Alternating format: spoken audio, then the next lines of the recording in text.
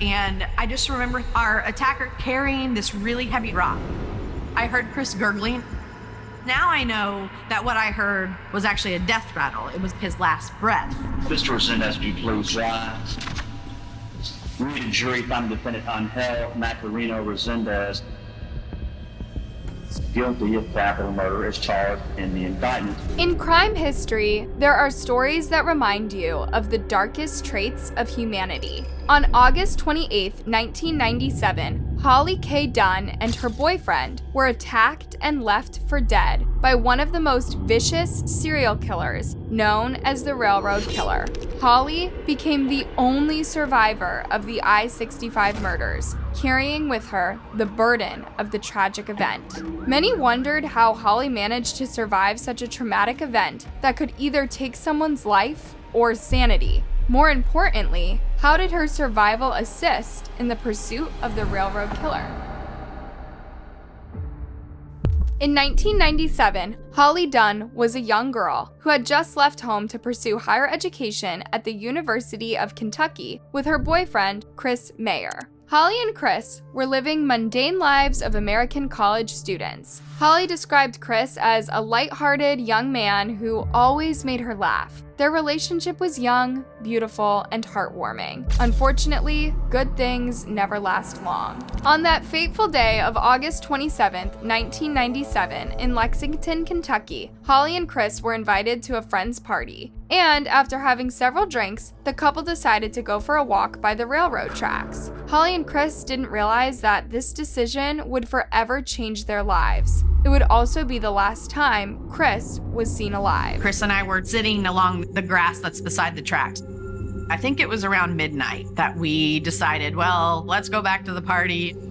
We start walking along the tracks to go back. And this was when they stumbled upon one of the most vicious serial killers at the time. He was like a predator, awaiting his prey in the darkness. It was very dark and you couldn't see very well, so it was very startling to see someone come out that was crouched behind an electrical box. The shadowy man proceeded to ask the two if they had any money. So Holly and Chris thought this was a robbery, and they did their best to react to the situation accordingly, but it only got worse from there. We tell him we're poor college kids and we don't have any money. And so I start to offer him our car, our credit cards, our ATM cards. And that's when I saw the weapon. It looked like an ice pick. It was thin and it was sharp at the end. And he made Chris get down on his knees and started going through Chris's backpack. I thought he was looking for money. But really what he was doing was tying up Chris's hands behind his back with his backpack. At this point, the man was focused on Chris, and Holly had an opening. She could have made a run for it, but she didn't want to leave Chris behind, knowing the attacker could take his life. It was a frightening moment for Holly, and she didn't know what to do. But one thing was for sure. Holly didn't expect to be killed. Your mind can't understand that somebody's wanting to cause you harm. It doesn't cross your mind. At that point, with the weapon in his hand, he took off my belt and he tied my hands behind my back with my belt. The man then dragged Chris to a more hidden area, and Holly followed them because she refused to leave her boyfriend alone. She remembered the attacker tearing up a shirt and using it to tie their legs together and gagging them. Chris told her to run, but at this point it was too late. There was literally no way they can make an escape now. Before we proceed to the next part of this case, be warned that the following content contains graphic depictions of violence, SA, and it might be disturbing to some people. Proceed with caution. You could imagine at this point that Holly and Chris were facing the devil incarnate himself. Also, keep in mind that they're in a secluded area near the campus. Almost no one ever walked by this area, so the idea of someone coming to save them was non-existent. It was years after the attack that Holly was allowed to disclose the horrific details of her attack, as she wasn't allowed to during the investigation and trial. This is why we call Holly a survivor, because she witnessed and experienced death. She witnessed the railroad killer take her boyfriend's life and couldn't do anything to help him. And I just remember our attacker carrying this really heavy rock. It was like so heavy that he was having to kind of hold it like a baby. And I just remember him coming over to Chris and he just did on his head. I heard Chris gurgling. Now I know that what I heard was actually a death rattle. It was his last breath. That's what I heard. The heartbreak and helplessness that Holly felt were beyond anything words could describe. The cruelty and savageness inflicted on Chris by the attacker were nothing short of inhumane. But unlike Chris, who got a quick ending, Holly had to endure her attacker's torture and viciousness while still alive and conscious. After he'd killed Chris, I felt afraid for my life. And then he climbed on top of me, and I knew at that moment he was going to me. I tried to kick him, I tried to punch him, and he stabs me in my neck. And he said, "Look how easily I could kill you." I was maybe 5 or 6 times in my face. And then I think he hit me 5 or 6 times in the back of my head when I turned over. He completely knocked me out. I do think he thought I was dead. Everything that was inflicted on Holly was beyond robbery, assault, or murder. It's murder with intent and passion. This man was indeed a monster. He came out of the night like a devil, and he acted like one too. From the description given by Holly, her attacker seemed to be the type that targeted women specifically. He purposefully prolonged Holly's suffering. His tactics and actions proved that he had committed other crimes before. Anyway, back to the story. Holly became unconscious after the attack. The attacker must have thought that the two were dead, so he left their bodies there and fled into the night. What he didn't expect was that Holly was still alive. I don't know how long I laid there. I don't even remember getting up to get help. Holly mustered up all of her remaining strength to pick herself up from the ground. It was like a survival instinct. All Holly could think about was that she needed to help Chris. She needed to live. If you really think about it, Holly is the true definition of bouncing back from the grave. Luckily, Holly managed to find help not too far away from her location. A fellow student named Chad Gotez lived in the area and was staying up late to study that night when Holly stumbled upon his home in her seriously injured state. I saw this house. The lights were on. The door was open. I mean, they didn't know if somebody else was coming back to hurt me. But he called 911 for me. The night of August 29th, 1997, about 2:45 in the morning, we received a call for a female that had been injured. I was sitting in my chair studying, and out of the corner of my eye, I just glimpsed something. Her face, it looked like a boxer whenever they get there in a boxing match. When officers and paramedics got to Holly, they could not believe the state she was in. Her face and body were littered with injuries, and her jaw was clearly broken. When we walked through the front door, I remember seeing a lot of dry blood on her face and in her hair. Had some deformity to her jaw. We found a puncture wound, I believe, on her neck. However, all Holly was worried about was Chris's well-being. And I did keep saying to him, my friend's still out there. Be sure they know my friend's still out there. My friend's still out there. One of the paramedics that I was with said he would go down there with the police to find this person. The third paramedic came back. He confirmed us that there was a body down there that had been hit with a rock, and that he wasn't viable for us to call for another ambulance to transport him to the hospital. The news of Chris passing away was kept from Holly because the paramedics didn't want her to spiral while dealing with her own injuries. But Holly's sixth sense told her something was wrong, and she might not get a chance to see Chris again. Everyone was told not to talk to me. I just said, "Chris is dead, isn't he?"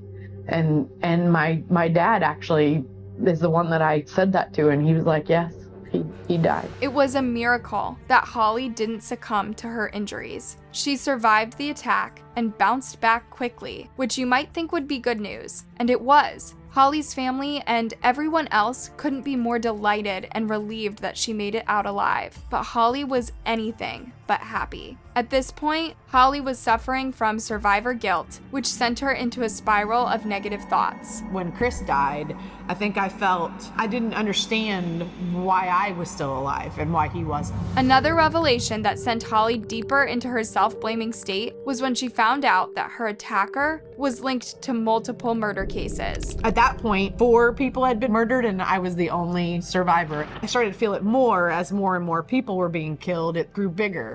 You know, all these people were dying by this person, but somehow I lived through it. And why did I live through it? Even though Holly survived, her liveliness was taken away. She was haunted by the horrifying memories and the guilt of losing her boyfriend. However, Holly didn't allow the guilt and depression to dominate her life. She set a new goal for herself. Holly was determined to help investigators capture her attacker. When investigators heard of Holly's survival story, they knew she was the key to unlocking the entire case. I mean, I was doing things during the attack thinking, I'm gonna burn your face into my memory. I'm going to remember every tattoo you have, every scar you have. I'm gonna look on every part of your body and I'm gonna know everything about you. Because if I survive this, I'm gonna get you. Holly's information was extremely helpful because no one had ever been able to provide such a detailed description of the railroad killer, mainly because all of his victims never lived to tell the story. State prosecutor Devin Anderson and law enforcement authorities had been following the railroad killer for years and never managed to get close to catching him. The reason why it was almost impossible to catch this guy was that investigators didn't have a name or a face to trace. There's a good reason why he was named the railroad killer. He would not stop, and his mode of transportation using the railroads was brilliant because they couldn't be monitored. I mean, there's thousands of trains and millions of miles of tracks all over the United States. If you're willing to sleep in a train and you're willing to sleep in a field, or you can stay lost for a long time, and I did not think we were ever going to catch him. There was an active manhunt for him. The horrifying thing was that while he was being hunted, he continued to kill people. It took them almost 3 years and a couple more deaths to finally locate Angel Maturino Resendiz, aka the Railroad Killer. A Mexican drifter who had been going back and forth across the border, committing minor crimes. They were able to catch this man based on Holly's physical descriptions. But before anyone could breathe a sigh of relief, another problem arose. It turned out that this man turned himself in with an already planned defense. He was going to plead insanity, which, to be honest, was quite convincing because no normal human being could be this vicious. The prosecution team had this case all planned out. They had concrete evidence, including the DNA from the crime scenes. The fingerprints that were recovered at the Cernick home matched those found at Dr. Benton's house, and they matched Angel Maturino Resendiz. In addition to the fingerprints, we had DNA in Dr. Benton's case as well as the Cernick's because they both had been sexually assaulted. There was no way Resendiz would be able to prove himself innocent. But if he pleads insanity and the jurors believe him, that could mean something different. Insanity was the logical defense because no one wants to believe that there's someone out there that will do things like that. That was the thing that worried me the most about the case, was that jurors would just throw up their hands and say, nobody in their right mind could do what he does. Anderson and her team were afraid that Resendiz's defense team would be successful in proving insanity, and that he would be able to avoid his murder charges and jail time. Or worse, he could one day be released back into society. To prevent this travesty from happening, they had to build a flawless case. What the prosecution team did was enlist the help of Holly by having her testify during the trial as a victim of Resendiz. Anderson strategically placed Holly at the end of the list of testimonies. She wanted the jury to listen to every crime this man had committed and then have Holly speak to the courtroom as a witness and survivor of his cruelty. I flew into Houston with my family the night before I was going to testify, and I woke up during the middle of the night screaming and crying. What I was most worried about, I think, when I testified was seeing him again. Holly knew this was going to be the most crucial moment of her life. It may even redefine her existence. I went back there and said, okay, are you ready? And she said, yep. And I said, he's going to be in there looking at you. Don't look at him, just look at me. Don't look at him until I ask you to. When I went into the courtroom, I sat down in the chair to testify. I did not look at him. I was looking straight at Devin. Unexpectedly, the first question Anderson asked Holly had nothing to do with the case. Yet, it was probably the most inspiring question ever asked in a courtroom. She asked Holly, "What did you do last weekend?" I was really excited to say I graduated from college. To me, I was saying to him, you didn't destroy me. After the icebreaker, Holly felt more confident in telling her story. She retold everything that happened to her and Chris on that fateful night, how she witnessed her boyfriend being killed, how he assaulted her, how she came back from the dead to bring him to justice. Everything was laid out in front of the judge and jury. The courtroom was silent but emotional. Almost everyone was moved by Holly's testimony. It was at that moment that the case was truly over. The jurors were crying, Devin was crying. Just, I felt so proud of her for doing it. And she cried. I mean, she was very, emotional, but she told it, she got it out. The final moment that determined everything was when Anderson asked Holly to identify her attacker. And so at this moment, I knew I was going to have to look at him. So I look at him and I, point to him and I say, he's wearing a white button-down shirt. After Holly gave her final testimony, she was so overwhelmed by the event that she became unconscious on the stand and had to be carried out of the courtroom. But her testimony had already sealed the fate of Angel Maturino Resendiz. Mr. Resendiz, do you please rise? We, the jury, find the defendant Angel Maturino Resendiz guilty of capital murder as charged in the indictment. The jury did find that he was a future danger to society, so the judge sentenced him to death. On June 27, 2006, Resendiz was executed by lethal injection in Huntsville, Texas, a well-deserved fate. On a better note, being the sole survivor of the railroad killer, Holly had become an inspiration for countless other victims. She didn't allow her attacker to ruin her life. Instead, she lives to be the best version of herself. Her advocacy work has resonated deeply with society, emphasizing the importance of empathy, support, and healing in the aftermath of trauma. In 2008, Holly opened an advocacy center to help victims of violent crimes. She uses her story to help bring justice to others like her. To me, it felt like part of my healing process to talk about it and to cry about it and to be emotional, because for so long I had to kind of detach emotion from it. I survived because I wasn't done. I survived to do something. Were you inspired by Holly's story? Tell us what you think in the comments, and don't forget to like, subscribe, and ring the bell notifications.